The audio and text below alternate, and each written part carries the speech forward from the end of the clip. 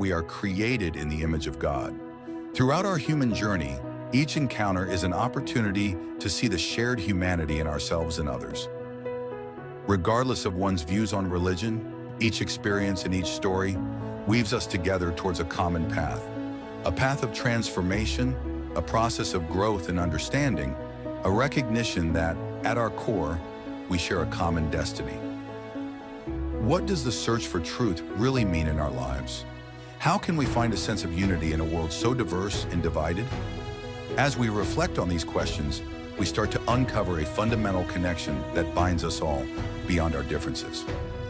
Welcome to Created in the Image of God, Building Vibrant Communities, with our host, Wade Franson. Tonight's episode is Faith, Survival, and Grace in America.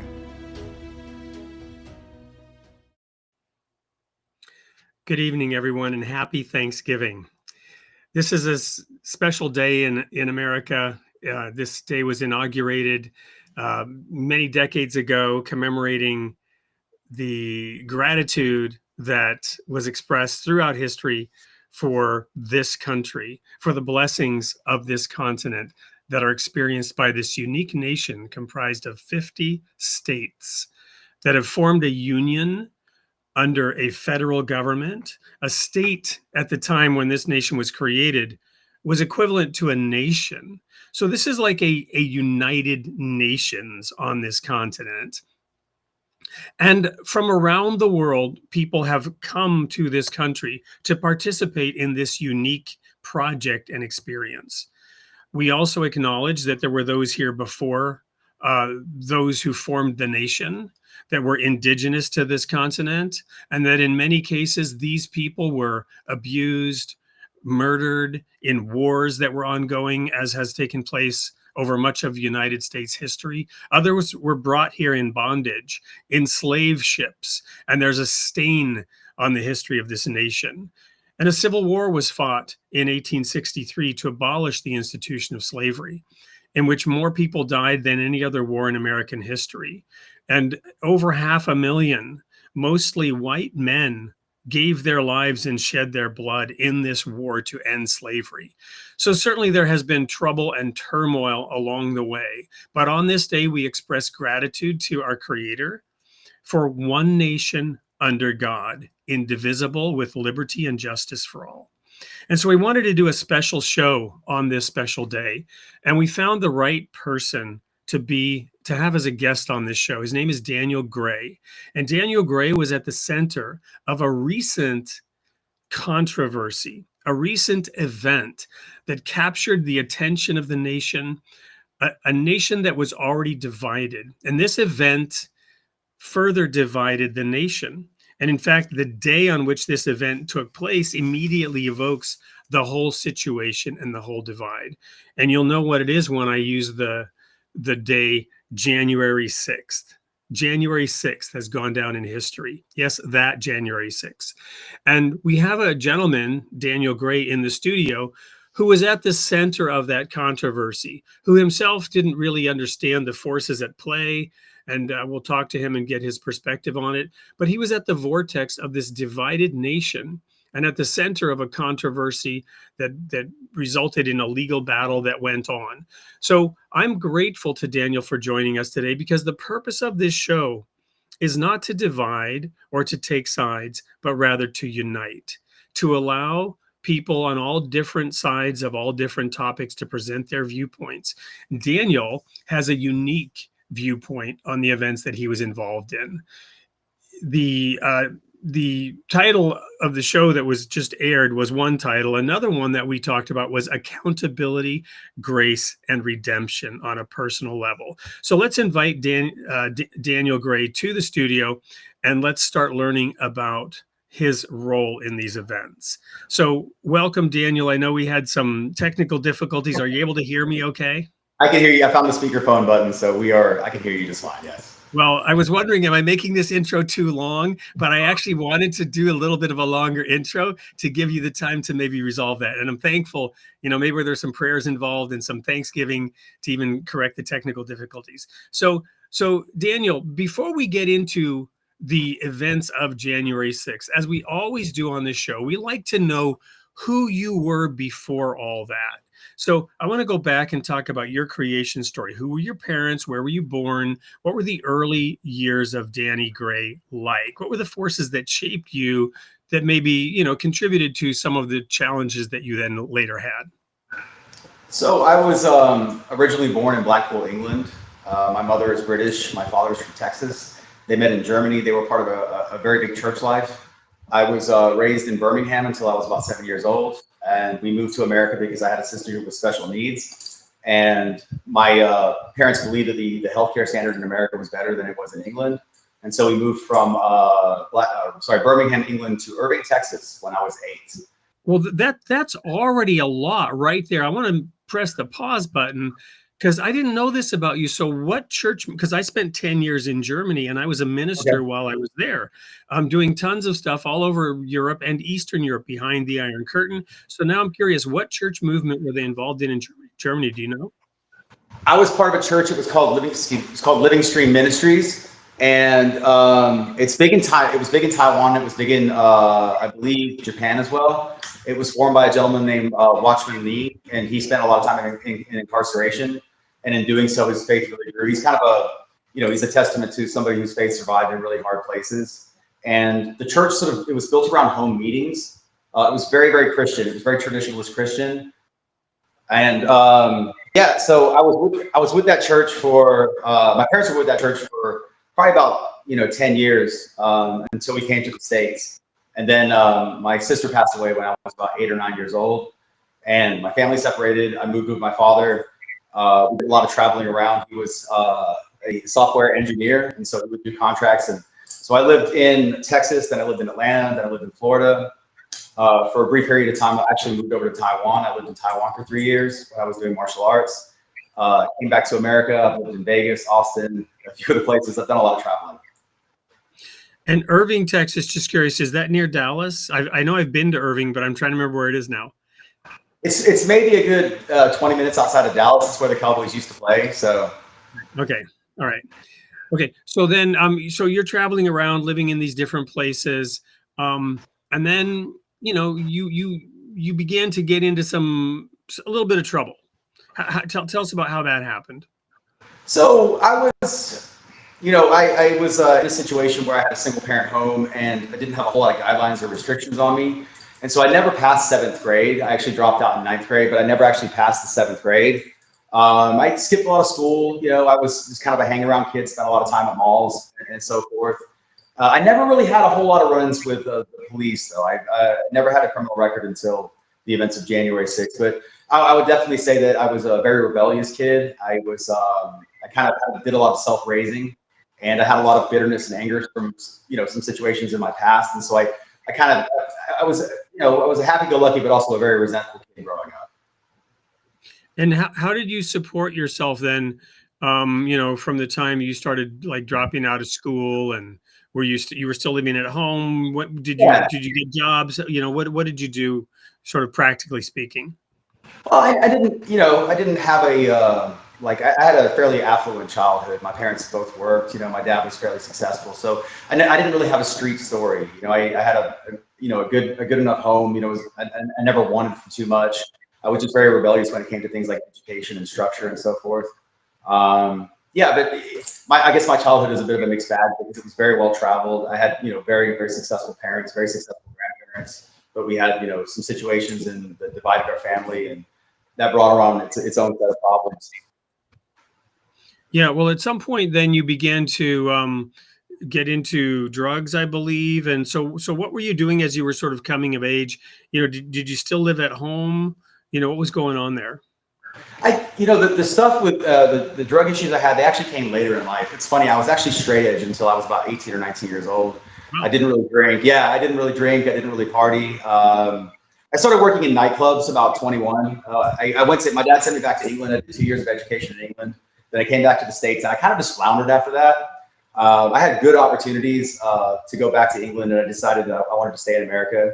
I took a job as a bouncer at a nightclub, started bartending, and I bartended pretty much, all the way up until I was about 30 years old.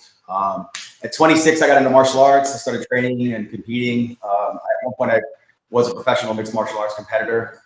So I was fairly in control of myself up until like I'd say my mid 30s is really when things got bad. And are you, are you a pretty big guy? And this will play in later. We've not met in person. How tall are you?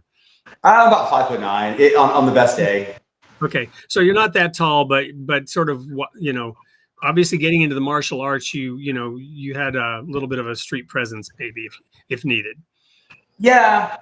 Well, we worked in the bars a lot, and I worked as a bouncer for years. Actually did get stabbed one night at work. I've seen shootings happen, and I worked in a very tough sort of environment, and that definitely did kind of shape my perspective on the world too.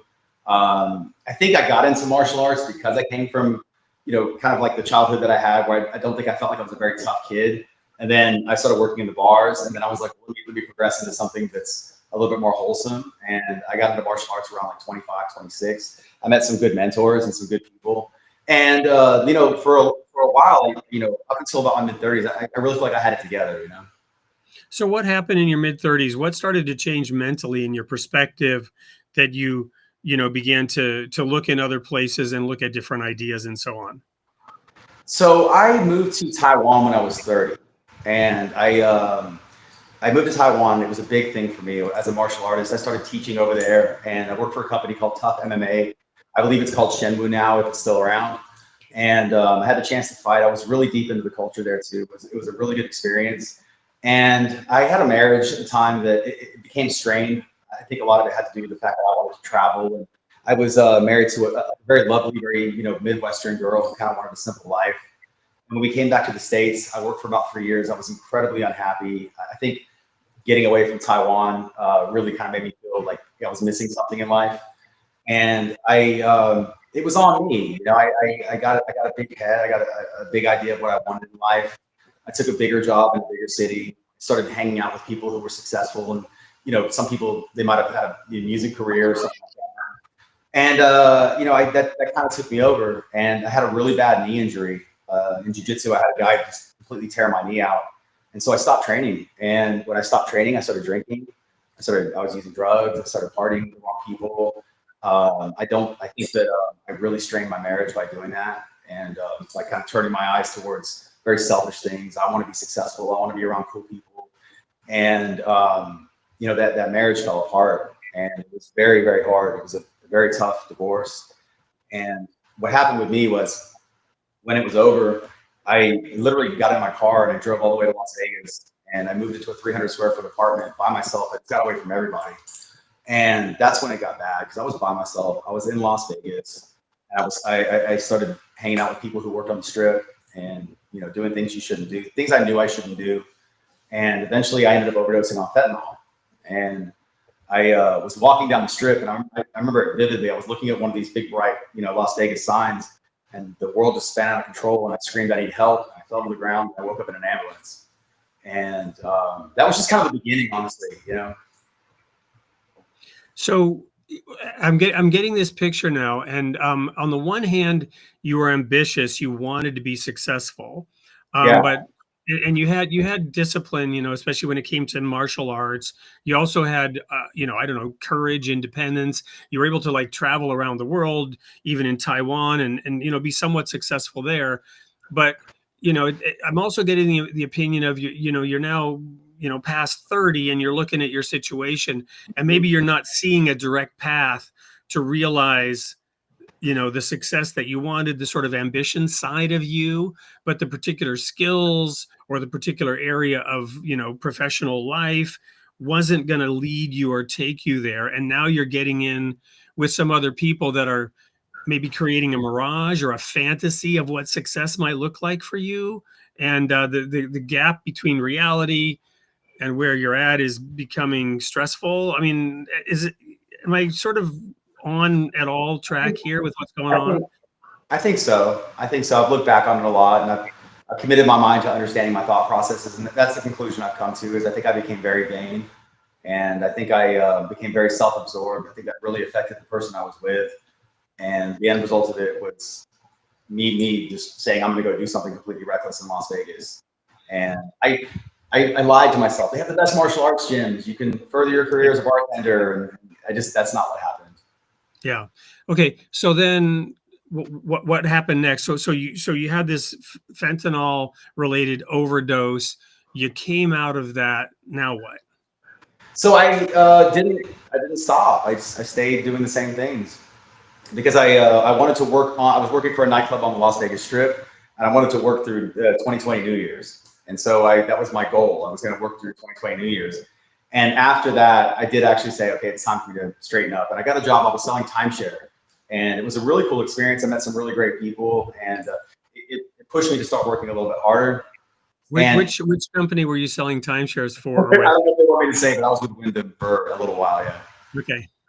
It was we're Wyndham owners. So anyway, go ahead. What do you know? I mean, I actually am a huge fan of your condolences, right? But anyway, go ahead. So I was working for Wyndham, and all of a sudden COVID happened, and I don't really follow the news, so COVID kind of caught me off guard. And all of a sudden, like the entirety of Las Vegas just shuts down, and I don't have any money, and I'm still in the same place. And so I moved into my dad's house, and I have just developed an incredibly bad drinking problem. I mean, everybody. Where was your dad living now? He was in Lago Vista, which is about an hour outside of Austin, Texas. Okay. And back in Texas now, and yeah. Yeah, I got back to Texas, and my dad was gracious enough to give me a place to stay, but I did everything I could to mess that up too. And I was just putting a lot of alcohol down, and eventually it got to the point where he had to ask me to leave his house. And so he asked me to leave his house, and I don't think that was a bad decision on his part. And so I took a job back in Atlanta, Georgia, with the company I worked at previously. And I worked in the gym business. I was doing sales and stuff like that. And I went to Atlanta, and I was sleeping on the floor of my friend's house. And it was during COVID, so we were still locked down. And that's really when I got into the stuff we talked about earlier with the doom scrolling. And I had this feeling like something just wasn't right, and I started reading these conspiracies about COVID, and it got to a place where I was, digging into, like, I don't know if you heard about the QAnon stuff as well. But, I did. I never really researched into all that, but I'm very familiar with, the things that have said about COVID. I, in fact, during that phase had a really difficult time because I was getting my information from non-standard sources, and I had a completely different view of what was going on. And I tried to share some of that. I had a role that was contributing to making certain decisions for some community. Okay. And I was accused of, being a spreader of lies and misinformation, which really shocked me. And there was a formal letter written up and sent. I won't go into details, but so yeah, there was, this is where things really began to get divided in our country. I mean, the culture wars were already going on for decades, but it started to get real serious during the COVID era. Anyway, go ahead. No, I mean, you hit the nail on the head. I mean, things became very divisive. There was a lot of mistrust. There was just a ton of misinformation on each side, and there was a lot of, it became a very divisive issue. And I dug my heels in. I'm like, there's a conspiracy going on here. There's something very wrong. I got into this whole world of, like, there's a shadow government, and this is an elite evil that's coming to get you. And you got to remember, I was stuck in an apartment, sleeping on the floor with just the internet connection during COVID, and there was nowhere to go. And I was in a very brokenhearted place, and I just dove into this stuff. And that sort of pivoted into the 2020 election, because COVID and the 2020 election were they sort of piggybacked on each other. And that's when it came up that, that this election is going to be stolen, and, you're all going to end up in concentration camps and everything else. And all this wild stuff came out. And I was just like, oh my goodness, yes, this is absolutely happening. And I fully believe it. And you got to remember, I was living in Atlanta at the time. And I used to live in Fulton County at one point. And just to explain the scenario, I'm staying at my friend's house, and like 15 mail-in ballots show up. And, I'm watching the president, and he's like, they're going to steal this election and everything else. And I really dug into it, and I believed it for whatever it was. And it got to the point where, I started getting censored on social media too. That was a new thing, because there was no censorship. They really didn't tag your post with misinformation before the 2020 election. Right. And all of a sudden I'm getting censored. And so it's actually pushing me to believe that I'm on the right path. Like all these this is misinformation. We're going into your DMs and everything else, and you can't post this post. I'm like, well, I must be onto something here. And it really became a feeling of like, there's something going on, and at some point I need to figure out what I need to do about it. Yep. And perhaps also that sort of that ego-driven desire to succeed and make something out of yourself. Now here's something where you're privy to information that most people don't have or don't understand or don't see, and that sort of gives you a role to play that's maybe a little bit larger than life. Is that fair? I would absolutely say that's fair. I think I took it on as an identity. I thought I was on a righteous path, and that, you know, I work at a very liberal gym in Atlanta, and I'm like showing people the stuff that I'm reading, and they're just looking like I'm crazy, because maybe I was crazy, you know, at the time. But, you know, I was like, how come you can't see what I'm seeing? That, you know, this is dire. The whole world is going to come unraveling if we don't do something. And people are just kind of like shrugging me off. But what I don't realize is that I'm allowing myself to just to stop listening to anybody who doesn't agree with me. Forgive me, because if you don't agree with me, then you don't know the truth. Is my mindset, and I'm more and more convincing myself that I'm aligning with a righteous quest. If that makes sense. Right, and that's where this divide happens, and then the echo chambers form, and it becomes a self-referential. You're like living inside an onion, and you keep adding layers on the onion. Right. Mm-hmm. So I want to bring this first segment to a conclusion here and then move on. So bottom line, you begin to get involved in or aware of that there's this, you know, elections being stolen, and then there's going to be a demonstration about this topic. Generally speaking, the president's involved, he's giving a speech, and a lot of people are engaging in this whole scenario or situation with differing degrees of zeal, differing levels of information, different groups. And then there are some organizers like the Proud Boys. Were you ever part of the Proud Boys, or were you? I've never been part of the Proud Boys. I get associated with them a lot. I was in prison with a couple of the Proud Boys, but I've never been a part of the Proud Boys. Right. So you end up on the Capitol January 6th, and you end up indicted, you end up being charged, you end up in jail. Because we're going to go now to this video, which is going to sort of take us from that moment. When we come back, we'll talk a little bit about the actual events of your trip to the Capitol on January 6th, what unfolded and what came next. Don't go anywhere. We'll be right back with more of Daniel Gray and the topic accountability, grace, and redemption here on Thanksgiving on Created in the Image of God. The story began inside a prison cell, a silent room, a notebook, a man trying to understand the wreckage of his own life. He wrote everything by hand, every moment that broke him, every memory that refused to stay buried, every step that pushed him towards something different. The pages follow the weight of consequence, the pressure of truth, and the unexpected guidance that appeared in the middle of that darkness. Not miracles, just people, conversations, and decisions that slowly reshaped the direction of a damaged life. A raw account of collapse, survival, and slow reconstruction. A journey carved in ink, built line by line, inside a room meant to break him. The Men from the Medium, by Daniel Gray. To learn more, visit Daniel Gray's Facebook page or scan the QR code for details.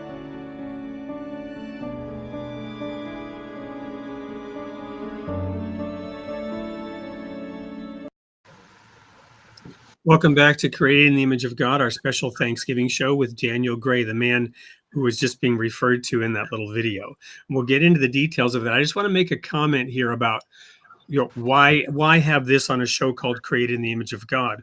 Well, part of the reason is that religions can be like that self-referential belief system, right? We've had, even within Christianity, we've had different churches condemn members of each other, members of the other church, to hell over tiny little doctrinal differences, right? And really believe that these other human beings are going to hell to be punished for eternity because they believe in the Trinity or don't believe in the Trinity, or believe in the resurrection or don't believe in the resurrection. Things that ultimately can't even be proven one way or another. And we're condemning people to hell because they don't believe what we believe, right?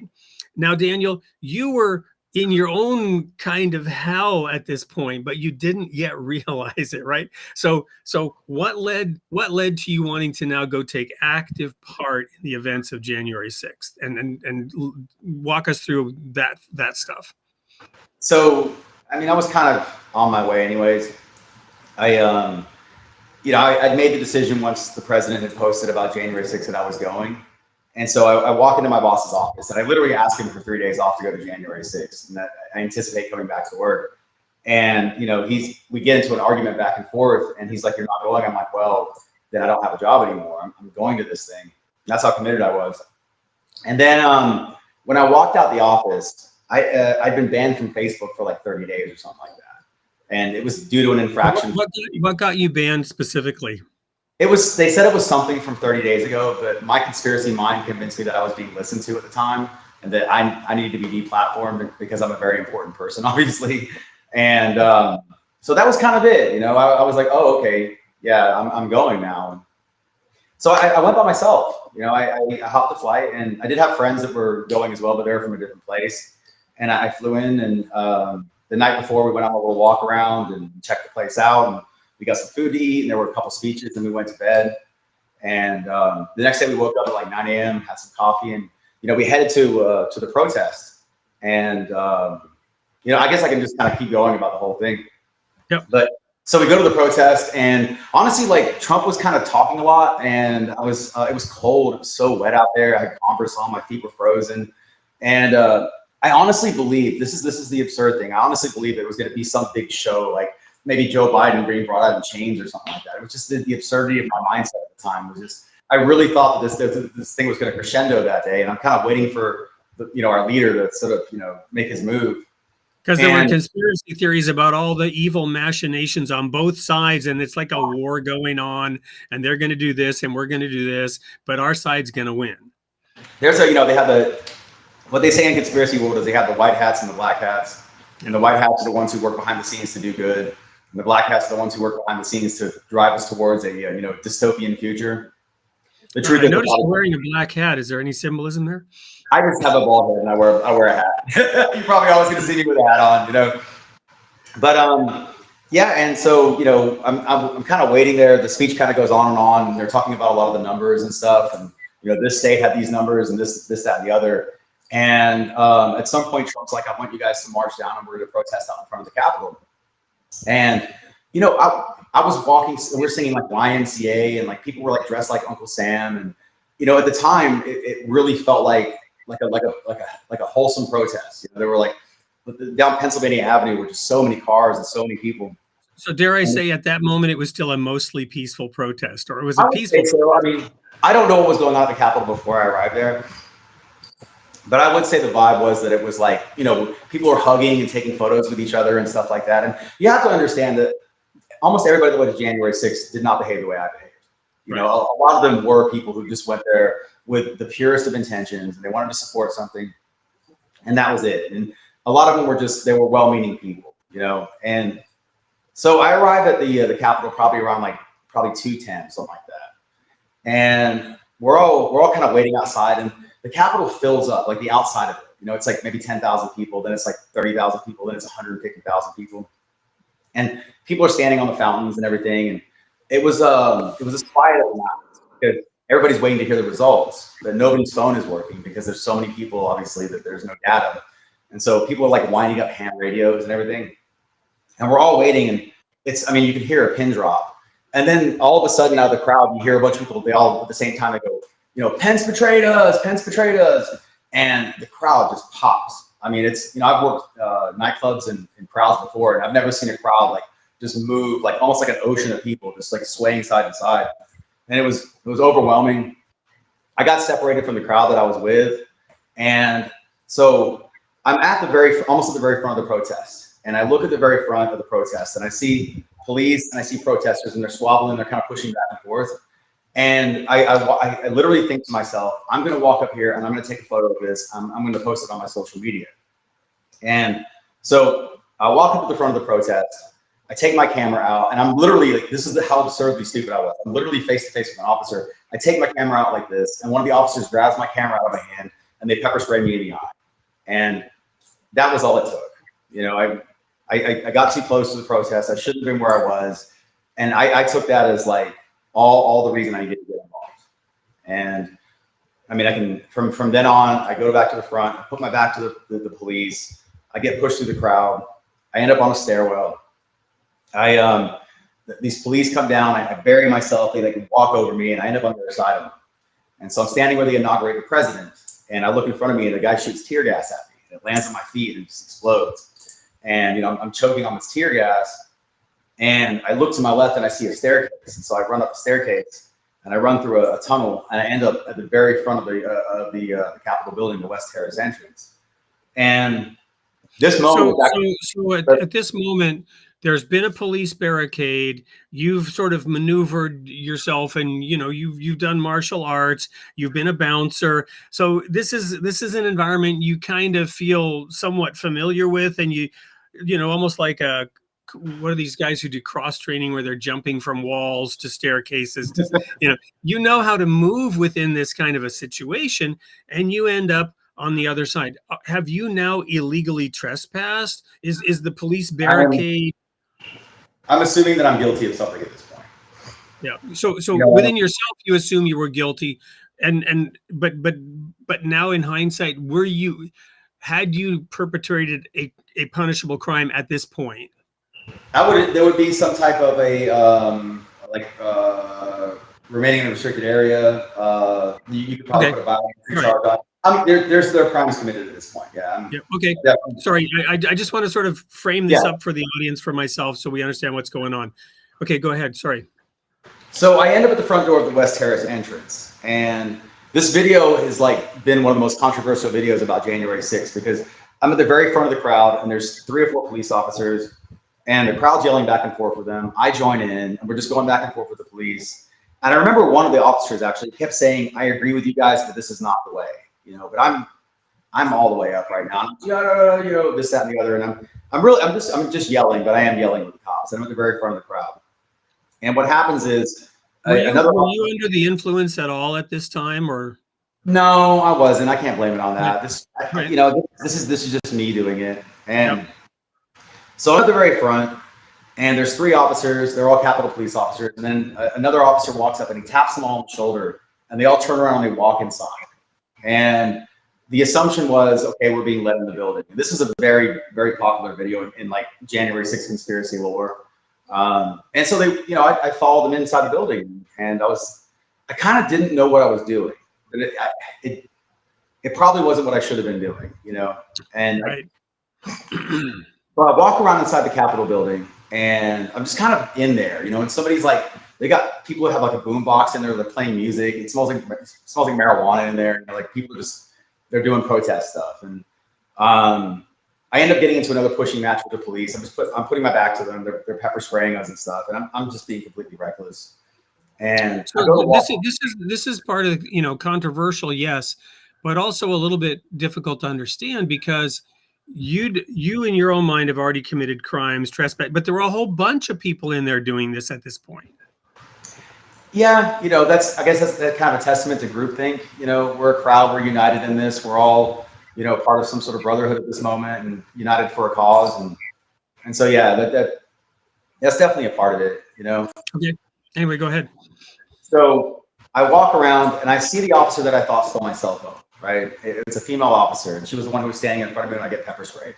And so I walk over and I asked for my cell phone back like 5 or 6 times. Can I get my cell phone back? Can I get it back? And they ended up playing that video of me in front of Congress. And so anyways, I realized pretty quickly that I'm not getting my cell phone back. The officer gets into a fight with another lady in the crowd. The lady punches the officer first. The officer retaliates according to what she's allowed to do, because the lady didn't punch her first. The crowd surges forward. I end up at the very front. There's another gentleman in between me and the officer. The officer swings a baton at my head. I put my hand up to block it. And then 14 seconds later, the officer falls down a flight of stairs. And I didn't even see that part happen, but it did happen. And then I turn around and I stay in for about 5 or 10 more minutes. And then one of the officers inside, he yells, "It's a felony to be in here." And I'm like, oh, this is a felony. Okay, I need to get out of here.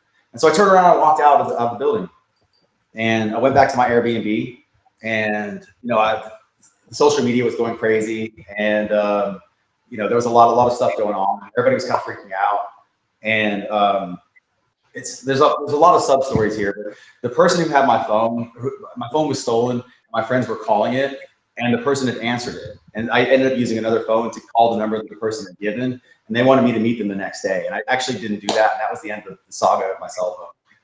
So that's the full day of January 6th. So you might have gotten it back had you met with that person, is what you're thinking, or it was entrapment. If you had met with that person, you might have been taken into custody sooner. I don't have a thought on that. That's just what happened. I mean, Okay. I can trail a rabbit hole all day long around there, but I just don't have the facts, Yep. Okay. So then fast forward now, videos begin to be reviewed, people begin to be identified, actions begin to be taken to find those people, capture those people. What next for you in terms of this path towards incarceration?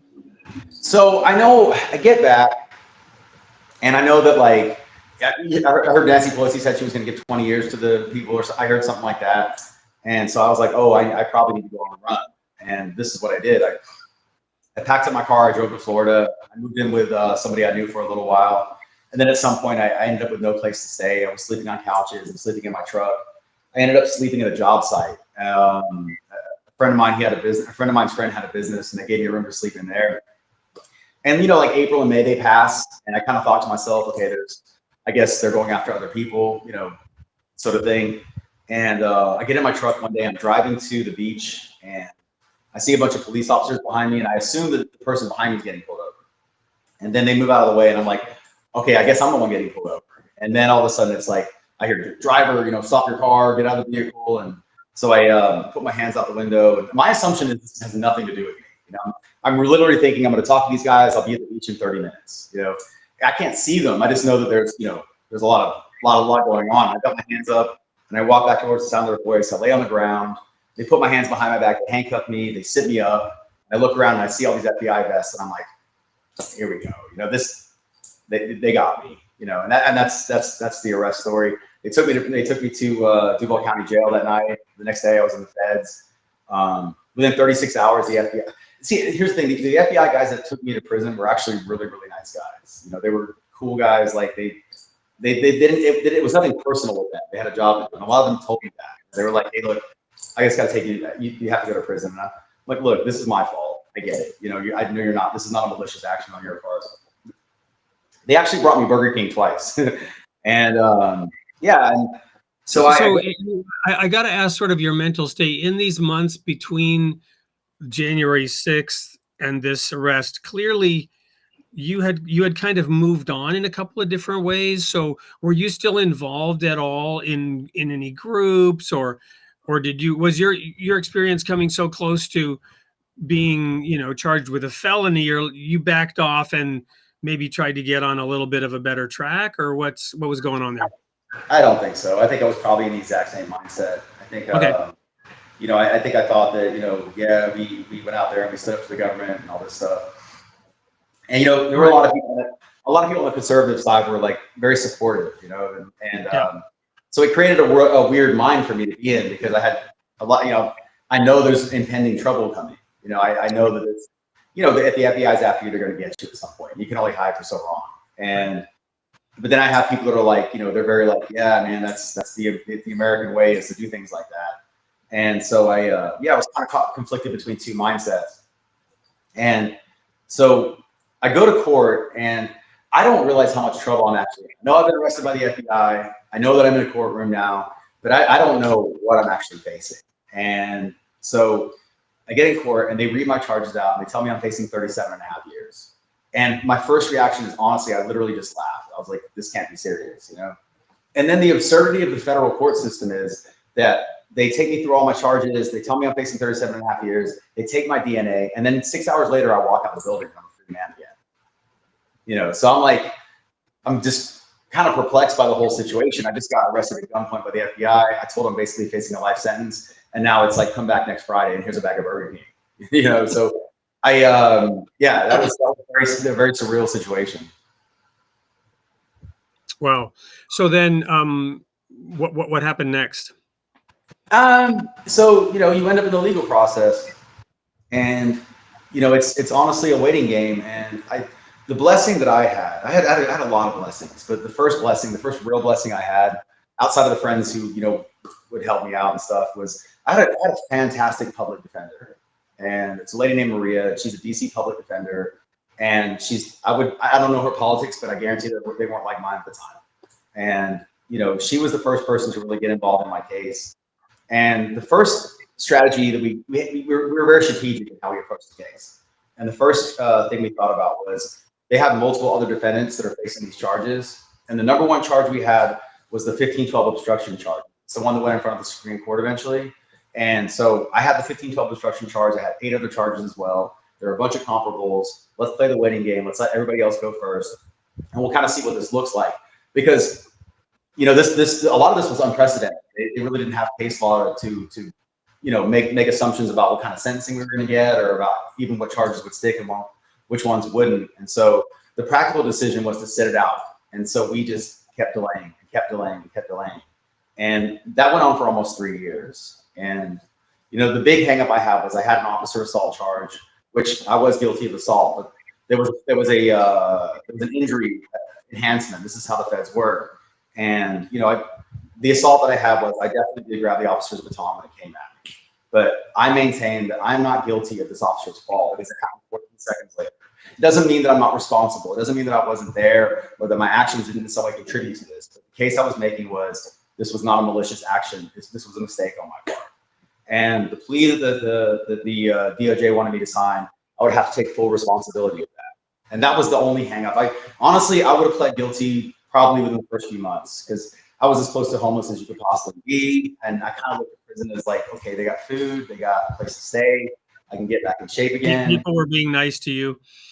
Yeah, I was, and so we had a 3-year thing with the DOJ, and it went on, and eventually I had a different attorney take my case over, because they loved the fact that my cell phone had been taken. And then I was walked in the building too. So what they wanted to do was they wanted to file an entrapment claim, And so you'll read some of those articles about it, like Daniel Gray files an entrapment claim. But I had no idea that's what they were doing, honestly. Like I was a little bit starstruck because he's kind of a high profile attorney. And then they were, you're not wrong, you're right. We're gonna, you're not gonna face any time at all. Just go with us. And so I went with them. And then one day I wake up. You're actually the victim here, is what they were telling you. Yeah, well, yeah, of course. You've been wronged here, and we're going to tear down the whole government system, and you're going to be the catalyst for it, and all this stuff. And yeah, so I had that attorney take my case over, and then the separation between me and that attorney and between me and my public defender was just miles apart. Like my public defender was so hands-on, so incredibly empathetic. She really wanted to see me get out of this thing. She saw that I'd made a lot of mistakes in life, that I had some problems, but at some point, I think she kind of realized that maybe I could have a future past this, and so she really, every phone call was answered, every email was answered. She would have 2-hour conversations with me about the case. And when I got my second attorney, he had so many cases that you just never see him. And then all of a sudden, now I'm claiming entrapment against the federal government in DC in a January 6th case. Like, there's no way this is a horrible strategy, and so that went on for probably about a year. But the problem is that when you're under indictment, time goes on, and you have to get a job, and you have to get a place, and you have to kind of move on with your life. And so, your federal case will seem like it's a million miles away sometimes, and you'll literally just think it's going to go away on its own. But that is not the case. You'll get a new prosecutor, they'll stretch this thing out again. It's never going away, and at some point you have to face it. And so I end up, once again, I'm homeless. I'm back in Jacksonville, and I guess I can kind of segue into this part of the story. I get a bartending job, and I meet this young lady, and her name's Corey. And we met, and she saw my situation, and she ended up moving me into her house. And she was not a conservative. She's African American, heavily tattooed, very liberal, LGBTQ+. Like, she was the last person you would ever think that would want to date a guy like me. And on our second date, I told her, I was like, I'm one of the January 6th defendants. And she literally said, I was screaming at you on the TV that day. But for some reason, she decided that she was going to stand by my side. And so for 3 years while I was fighting this case, I was living with a very left-leaning woman who was my only real source of support. And how did that play into this eventually getting resolved? I know the answer. This is a question for the audience, right? So you had a left-leaning judge eventually. You had a public defender who also wasn't necessarily on your side, ideologically, and you had now a girlfriend, I guess you were living with her, who also was kind of on the other side of the culture wars, if you will. And how did all this play into the eventual resolution of your situation? So I faced the Honorable Judge Amy Berman Jackson. And if you Google her, you're going to see that her name is almost synonymous with Trump. Whenever Trump does something, she's generally a judge that rules against or has some sort of influence in that. And so, when I first got my judge assignment, I Googled her and I literally freaked out. I was like, she's the person who gave Roger Stone 10 years in prison. That was a big story. And so the first thing I see is gives Roger Stone 10 years in prison. I'm like, oh man, I'm done. This is completely over with. But I have to mention another friend too. I have a friend named Mike. Mike is a personal friend for 20 years. He's also a criminal defense attorney. He's also very much not in line with the person that I was back then. But he spent a lot of time with me. He spent a lot of time talking about my mindset. Because you have to remember, I'm literally being told by this is my fault, take accountability, but I'm allowing people to tell me you need to fight this thing. And you need to go in there and you need to tell the judge that this is a travesty and this is unfair and so on and so forth. And I honestly felt guilty. I was like, but I know that I shouldn't have done that. I know that I shouldn't have been involved in this. And, so he was really big about Daniel, I want you to sit down and think about what's going to happen to you if you do these things. If you go into a federal court in DC and you start, banging your fist around and saying these things, you're not going to see the light of day for 10 years. And he actually told me that. He told me that very bluntly while we were eating tacos one day. And it was one of the nicest things anybody's ever done for me as far as I need you to pay attention to your life. And so there was that. And then I had Maria, who she more and more is the more we got into the case, the more we looked at the video evidence, she was like, you know what, Daniel, I do agree with you. I'm going to stand up for you on these things, and I'm going to make decisions that you want to make because I know that this is important to you, And so she was big, but the big thing for me was honestly, it was living with Corey because I was in the most bizarre mindset, in a very angry, very upset, very self-righteous, very woe is me type of mindset, And I wouldn't say I hated the left, but I was so off put by the left. And I thought that every single person on the left was my absolute enemy, and that all they wanted from me was the absolute worst. I'm in all these media stories and so everything else, but this is a 3-year relationship, and there was a lot of tough times that I was going through that she was helping me with, And then I'm starting to see her world more, And at some point I would just ask her, why do you believe this or why do you believe that? And about 2 years after about 2 years of that, I didn't care about January 6th anymore. I didn't care about the politics of it. I didn't feel like a hero. I felt like an absolute idiot, and I felt like I put myself in a really, really bad situation. And I have to give her the grace for that because it was really just her attentiveness to me and her spending time and her willing to just sit down and listen to me and then kind of give me some feedback. It really mirrored a lot of things to me. And at some point, it was so bizarre because I was so done with it and then I had to face it, if that makes sense. Yeah. So that was that transition that helped you, in terms of the title, accountability, grace, and redemption. Seeing grace in some of these other people who were ideologically on the other side of you on many of these issues, enabled you to more fully take accountability for what you had done, which was, perform illegal actions in a highly tense situation, visible in front of the whole country. Some of those people that were vilifying you as the most evil thing on the planet, their views were exaggerated, but yet you were there and you were representing the thing that they feared. Yeah, that's 100% true. And one thing I had to wrestle with for a long time was, for a long time I felt like, I wasn't guilty. I wasn't this, that, and the other. That Yeah, and what really happened was after I got out of prison, I had conversations with a lot of people, and they would tell me things like, January 6th was a very, very hurtful day for me. And at first I would really resist that. Like, what do you mean? How, but then, if the perception's real, it's real. If somebody feels a certain way about you, and if it's a lot of people, you at some point you have to own that and say, okay, yeah, I guess my actions did deeply, offend a lot of people, and I'm gonna have to carry that for probably the rest of my life on some level. And yeah, so that was that. So eventually, there was a plea bargain deal under discussion. There was a lenient sentence.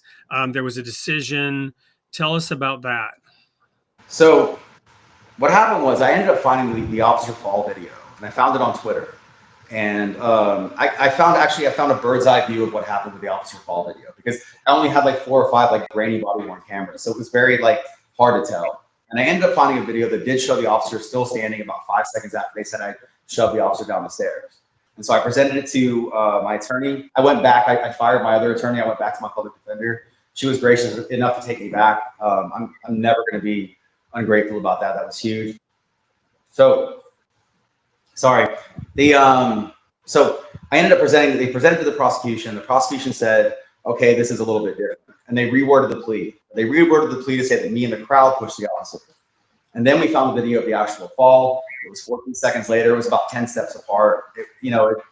And so at some point they had to concede. Okay, Daniel grabbed the baton at this time, and then 14 seconds later the fall did happen. So I signed the exact same plea agreement, right, with the exact same sentencing guidelines. Nothing was taken away. All I got was one sentence changed in that plea agreement. And that was my 3-year fight with the DOJ. Was I do feel like I'm guilty, but I want to have some integrity about how I plead guilty to this. I can't sign a blank plea. There's a little bit of nuance here, but I also need to accept responsibility. And a lot of that was my public defender. She went out there and she had a paralegal who put a 38 picture like whole workup in there. It was pretty determined to use like our shoes as our positioning, and it was very intricate. And so we went to sentencing, and I signed a plea agreement that said that I was signing a 4.5-year plea agreement. But the prosecution had the right to ask for an enhancement based upon the proof of body harm. So they had the right to ask for a 6-year sentence, but we're asking for a 4.5-year sentence, and we're going to ask for leniency. And so we didn't know how this was going to play out. I didn't know what Amy Berman Jackson was going to do. I didn't know any of it.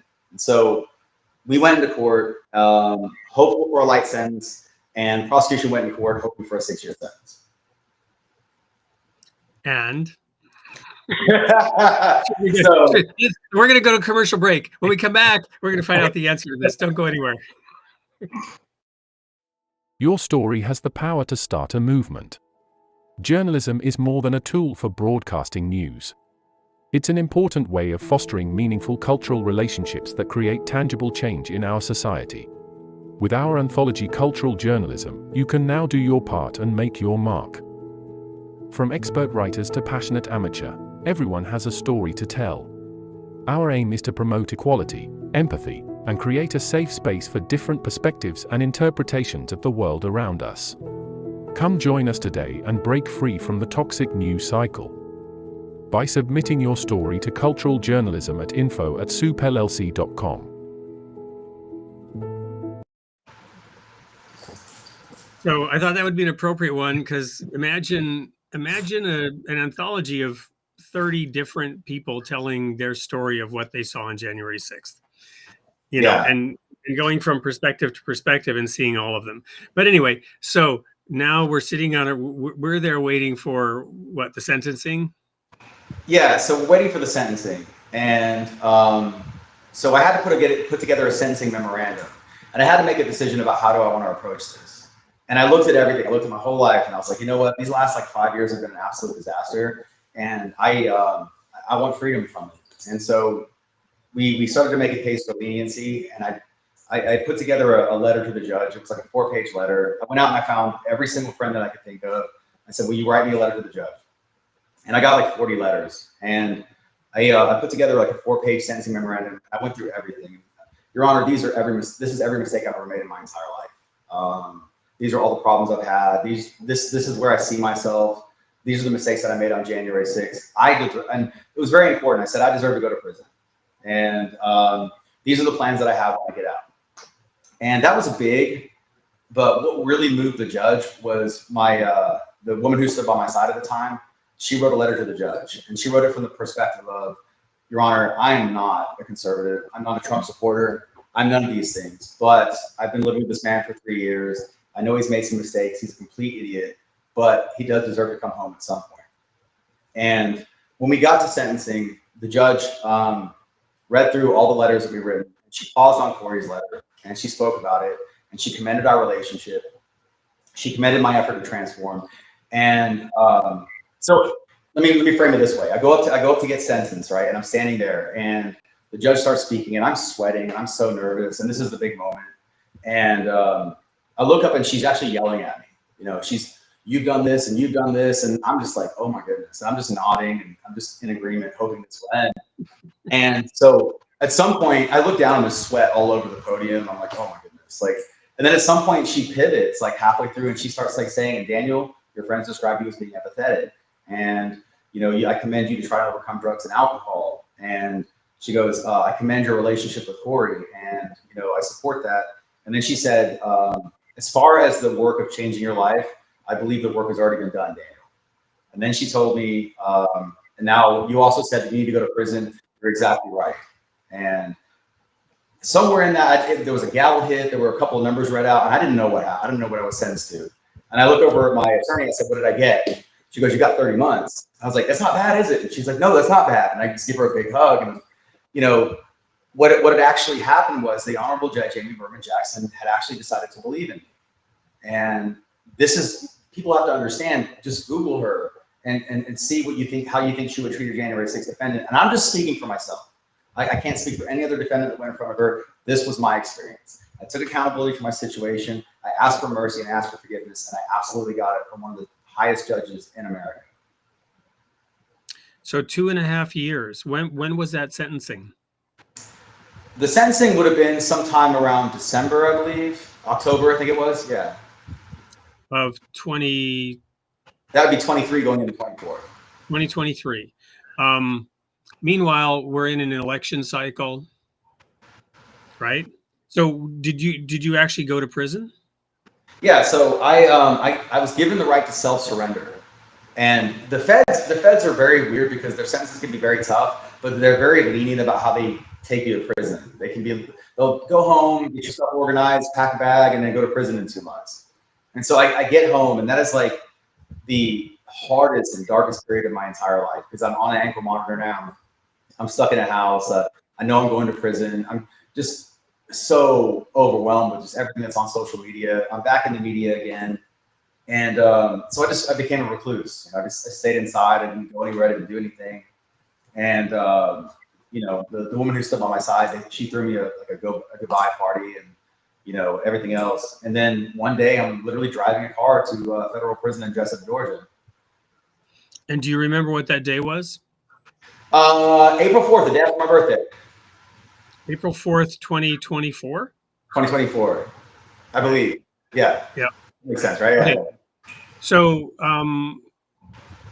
fast forward. So you go to prison. We don't, you know, sadly, this has been so wonderful and so fascinating. And I'm so curious. And I really appreciate you taking the time to personally share with me and the audience this journey. It's been just informative and heartwarming in a way. And so we're not going to have time to do much more today. I'm going to invite you back. I don't know if that's something you're willing to do, to come unpack this more fully. What I want to get to today is, so you entered prison on or around April 4th. Mm-hmm. Fast forward, we have an election, and you were shown leniency by those against whom you were protesting. And now you're pardoned by those for whom you were protesting. Yeah.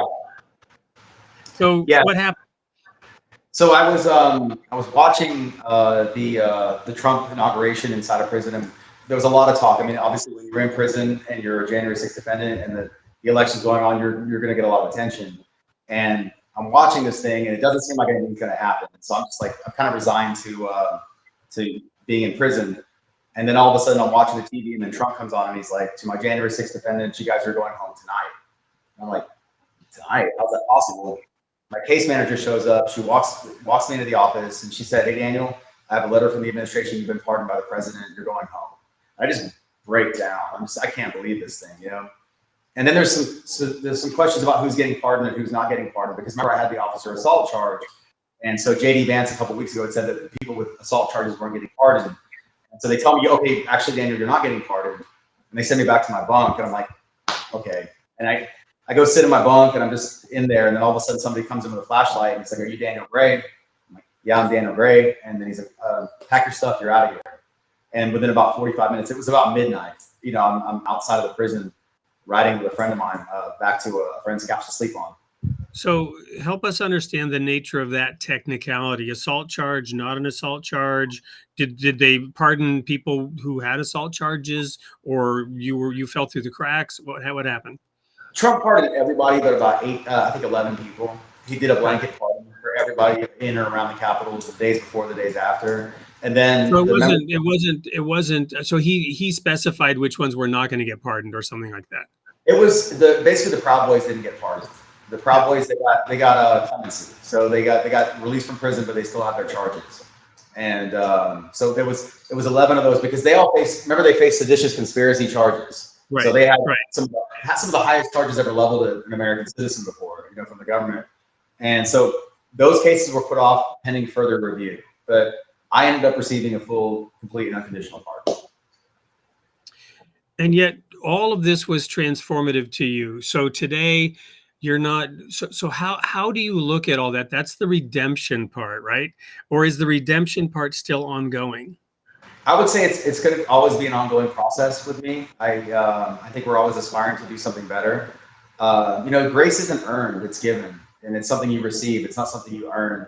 And you know, with regard to that situation, I have to accept it. You know, I was in prison with a lot of guys who would take that situation. And in fact, right before I walked out, somebody pulled me aside and said, don't forget how lucky you are to be getting pardoned, because any of us in here would give anything to be pardoned. Not just released from prison, but to have a full, complete pardon is yeah. My sister was a felon, and it impacted her whole life. Yeah. And she was killed about a year ago. Well, it's not even a year ago. It's like only like 7 months ago by a drunk driver, and she died a felon. Yeah. And it dramatically impacted her quality of life in so many ways. You know, and I have to be honest about being privileged, and you know, I've been in prison, I've been around prisoners, I've met people with stories that, you know, their situation was multiple times worse than my situation could have ever been, and they got years longer, and their families have left them, their kids have moved on, and nobody calls them, and you know, they're never, you know, so I have a tremendous amount of empathy for anybody who's been through the criminal justice system. You know, it's a very, very difficult thing, especially all the people who are on the outside. It's not just, sometimes it's kind of easy to sit in prison because you just sit down all day, you know, but getting out of prison is actually harder than going to prison, because you got to get out and you got to rebuild your life again. Going to prison is kind of like, okay, I'll go to prison, you know, but when you get out, all of a sudden you have these expectations and the world's not going to meet you there, especially if you have a criminal record. You're going to have, you know, multiple obstacles to overcome. You know, it leads to a lot of problems, I think, in the criminal justice system. Well, and now I'm like sitting here reflecting on what I just said, and I have to clarify that the case with my sister we haven't even had the initial hearing, because to your point, it just keeps getting continued and continued and continued. Right? Yeah. And so what I said may not be accurate, and I have to retract it. There was a police report in which there was an accident. My sister died, and there was alcohol involved. I'll just say that, because I probably said something I shouldn't have.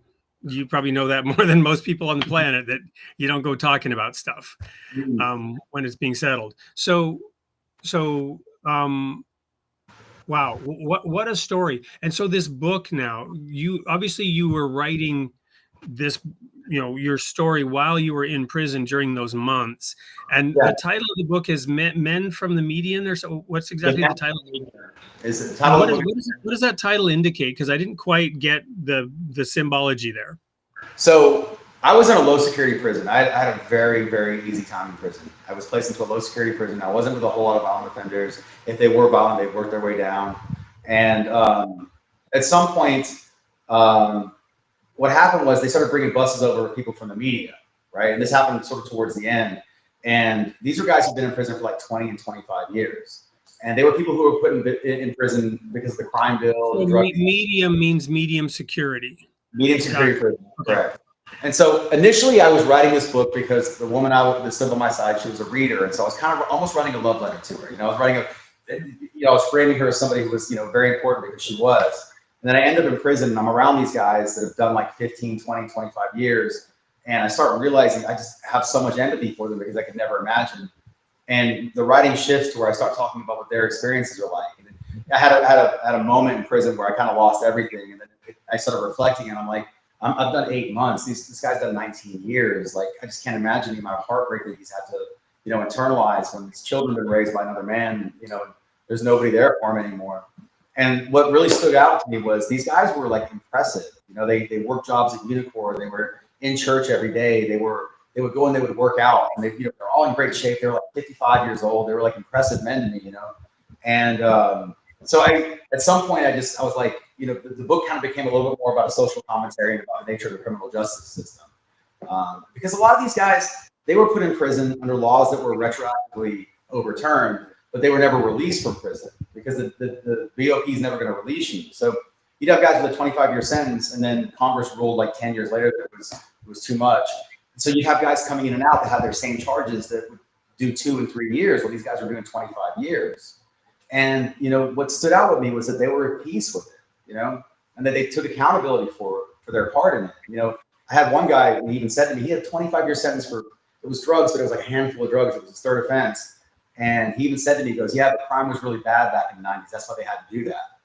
I'm like, that amazing. Yeah. So there's so much more to talk about, and thank you for sort of nodding when I said I'd love to have you back, because we got more to unpack. I guess the last thing I'll say is that book already published? Is it coming out? It's fully. I have it fully written. I have it fully edited. And what I'm doing right now is I'm getting out there, and I don't want to release a book before I at least go out and talk about it a little bit and just kind of see if there's some interest there. So I can put it out. Sorry. Well, we'll follow up on that too. We may have some thoughts and some connections, and I don't want to get into it. I don't want to get into it here live.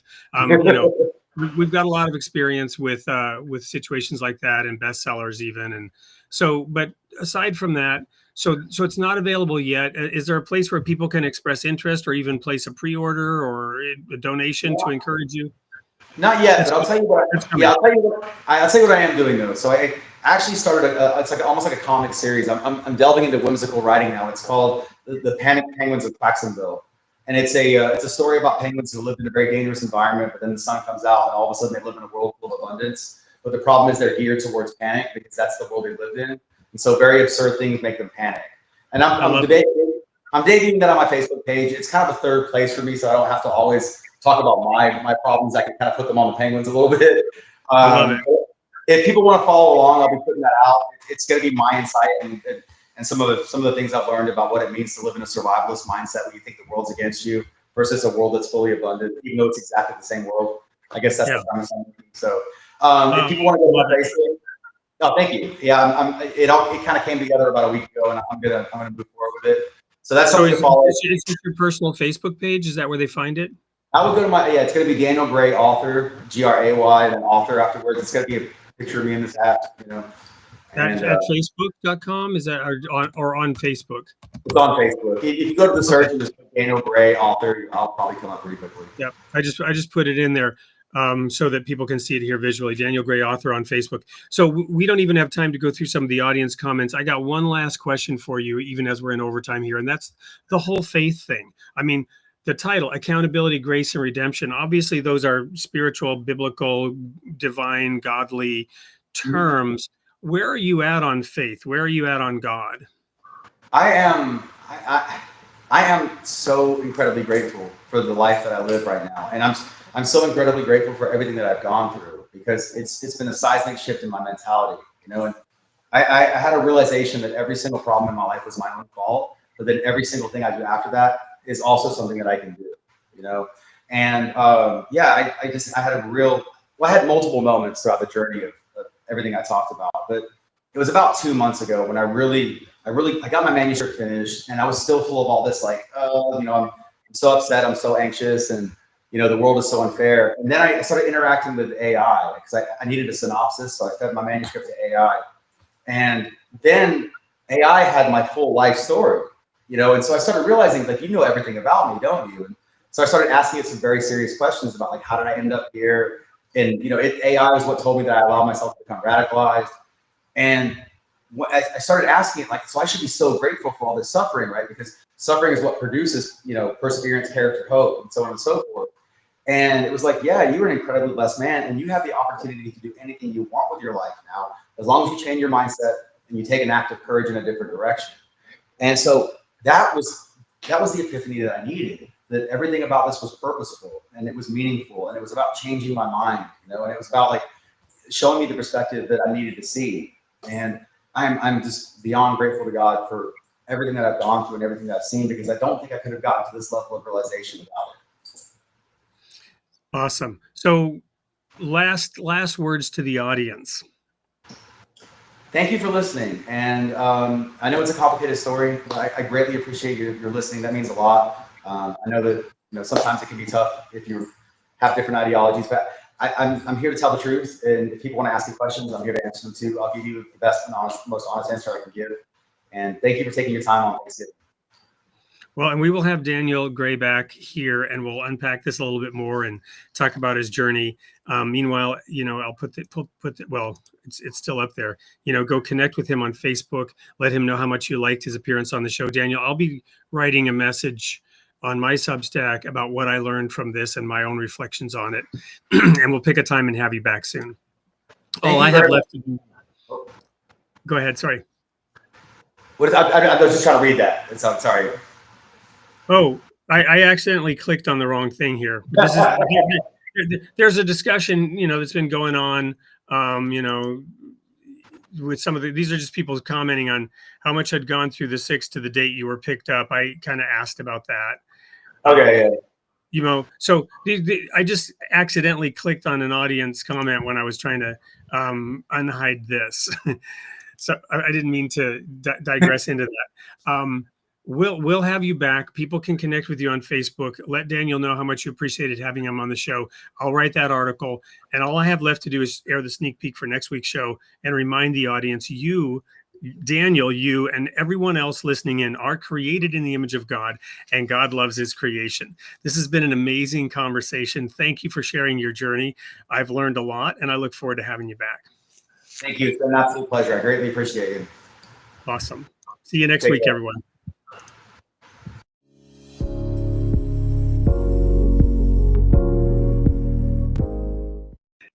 Hey everyone, it's Wade Franson back with another sneak peek, this time for episode 199 of Created in the Image of God, airing Tuesday night, December 2nd.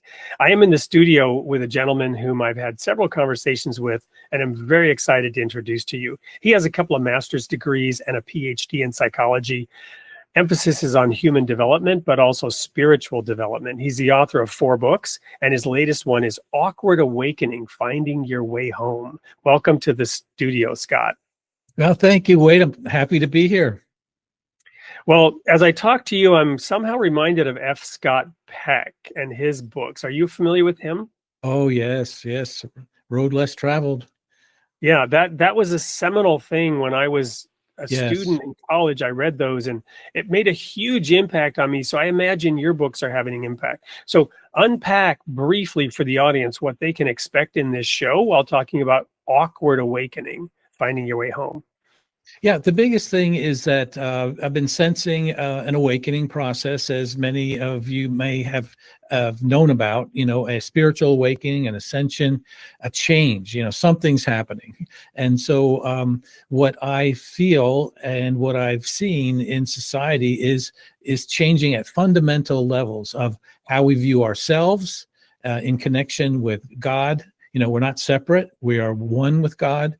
And also what that is going to trigger once enough people on this planet accept that, and we raise our vibration with openness, with oneness, that is going to trigger a interaction with our galactic neighbors.